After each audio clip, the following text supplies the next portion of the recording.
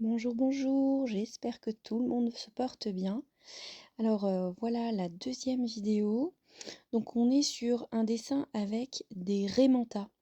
Donc je me suis rendu compte, et pardonnez-moi à l'avance, de la problématique de comprendre le dessin à cause des ombrages qui se trouvent sur le papier. Malheureusement, c'est pas très lisible. Donc je me permettrai de refaire le dessin et de vous laisser un tuto photo pour les étapes de dessin pour que vous puissiez aussi en profiter. Donc une fois que le dessin est fait au crayon de papier, évidemment, j'ai utilisé un drawing gum et j'ai utilisé le cul du pinceau. Ne jamais utiliser un drawing gum avec les poils du pinceau. Alors bien évidemment, il est possible de le faire, mais il y a des petites astuces dont je parle en cours directement. Mais là, je préfère pas donner quoi que ce soit comme suggestion, sauf si je suis présente. Donc je donnerai aucune info malheureusement sur la vidéo parce que je préfère être présente pour vous expliquer comment utiliser du drawing gum avec les poils du pinceau. Donc là, j'ai utilisé le cul du pinceau. On peut utiliser une paille éventuellement biseautée pour pouvoir l'installer. Une fois que le drawing gum est complètement sec, mesdames et messieurs, c'est très important, il doit être complètement sec avant d'attaquer les premières couleurs. Donc j'ai utilisé une aquarelle traditionnelle. Alors malheureusement, je vois que mon téléphone, il a essayé de refaire la visibilité dessus pour faire le point.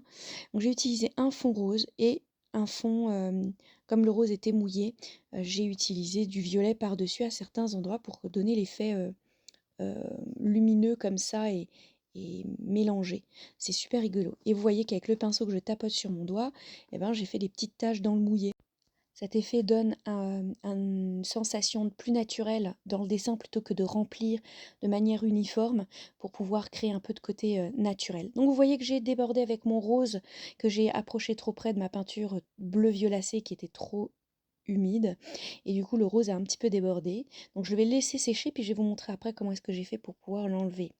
Donc je reproduis de nouveau la même étape, je mouille avec un petit fond violet tout léger, très transparent, et ensuite je vais venir avec mon pinceau pour pouvoir faire des éclaboussures. Là, je mets mon rose rapidement, sans trop toucher le violet en espérant qu'il soit bien sec. Voilà. Regardez, ça déborde en dessous du ventre. Je rajoute un violet, toujours le même, hein, c'est le même violet que le violet clair, mais il y a plus de pigment tout simplement dedans. Je fais la petite queue. Voilà. Et là, je vais venir soustraire tout simplement avec le pinceau. Donc là, je rajoute du contraste. Je rajoute des parties un peu plus violacées, foncées pour pouvoir bien délimiter les bords.